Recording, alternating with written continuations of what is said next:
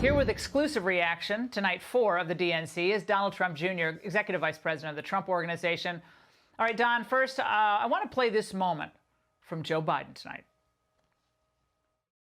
This is a life-changing election. This will determine what America is going to look like for a long, long time. Character is on the ballot. Compassion is on the ballot.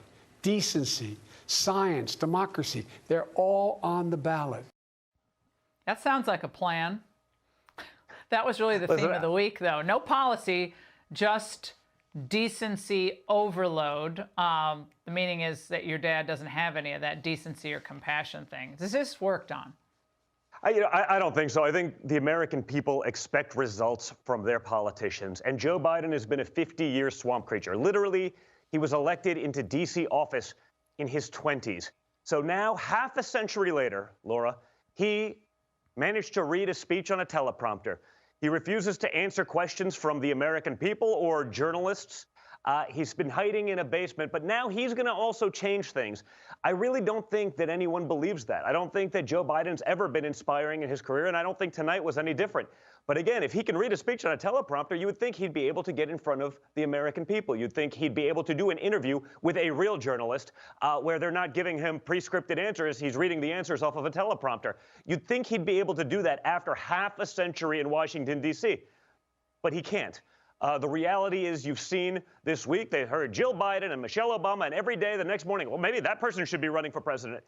They're not inspired by Joe Biden, nor should they be, because he hasn't done anything to deserve inspiration through a very long and very swampy career. Yeah, my line for the last 4 days has been, it's too bad he and Obama weren't in charge for 8 years, because then they might have done all this cool stuff. I mean, but he did beat the expectations, Don. I mean, people were expecting him to flub every line and have a senior moment. And it's just as a delivery, and I don't think it was devoid of any policy other than universal masking. But correct. he delivered a good speech, and it was, you know, for what he was doing, very emotional stuff. You know, walk down memory lane and so forth. It was fairly well delivered. He also lied. You know, he brings back, you know, the Democrats only, you know, their easy button, going back to the lie about Charlottesville. He talked about being tough on China. Joe, I mean, you're going to be tough on China now? Joe spent his entire career building China. When Joe started pushing and shilling for them to get permanent status in the World Trade Organization, China had an economy the size of the Netherlands.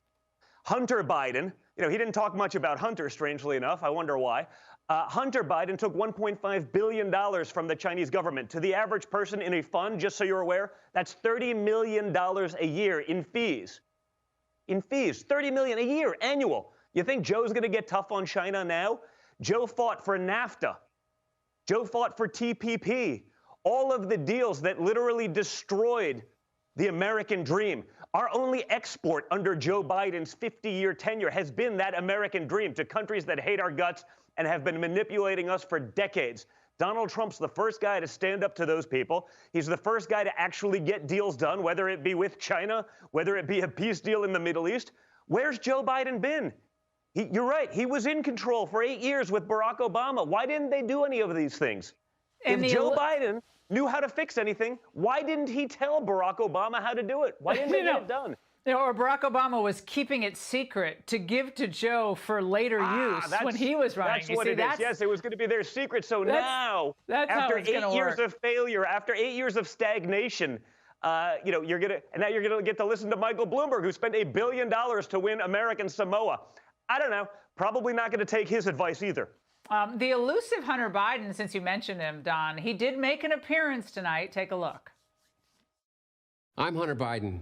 And I'm Ashley Biden. Joe Biden is our dad. And Beau is our brother. We want to tell you what kind of president our dad will be. He will be tough. And honest. Caring and principled. Don, do you notice how they were trading words until the end when Ashley said caring and principled? Did they not want Hunter to say that? I don't think Hunter, after hiding from spousal support, child payments, et cetera, again, not to mention the crooked Ukraine deals, the crooked Chinese politicians, the Chinese government investing $1.5 billion with him, though he was not actually an investor before. I don't think Hunter's going to talk much about character in these things. The reality is, whether it's Hunter, whether it's Joe Biden's brother, whether it's his sister, they've all spent their entire lives profiting of Joe Biden's taxpayer-funded offices. That's all they know, and that's honestly why they haven't had the decency to step in and say, Joe, you know what, maybe it's not your turn. Maybe it shouldn't be you. They should have done that during the primary, but they can't because they have nothing else. It's the epitome of the swamp, and that's what this election is going to come down to. It's going to be the swamp versus freedom in America. It's going to be socialism, as you've seen with the Bernie Sanders Joint Unity platform on Joe Biden's website. It's going to be socialism versus freedom versus the Constitution. All of those things that the Democrats don't believe so much in. You also didn't hear, because again, they brought up the hoax nonsense quote that they've manipulated and the media has carried their water with for months about Charlottesville.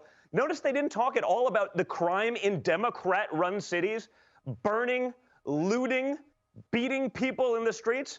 Joe's never even denounced that. The Democrats haven't even denounced that. It seems as though they're almost tacitly accepting of it, Laura. Yeah, many times. They can't talk about it because those are all Democrat cities, and they have been, in some cases, for over a century. And instead, the references to the cities was always in terms of, wasn't it inspiring that these new versions of John Lewis peaceful protesters. Yes, peaceful protesters don't burn down cars. They don't burn down housing projects. They don't loot Gucci stores to get a new handbag or purse or a belt. That's not peaceful protesting. And yet, between the DNC and their marketing wing, the mainstream media, I heard a lot about peaceful protesting. I believe someone called it the summer of love.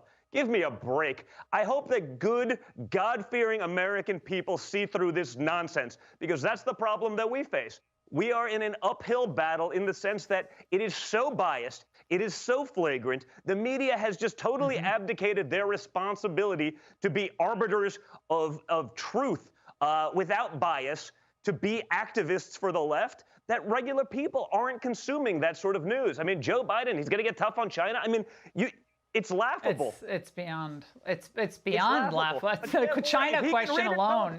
He should be able to do an interview with someone like yourself, or someone who's not going to spoon feed him questions that he already has the answer to, that he's miraculously reading off of a teleprompter.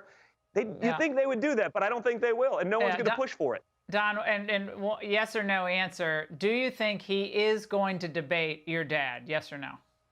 I think he'll try to get out of it however he can. Okay. Don, great to see you tonight. Thanks so much.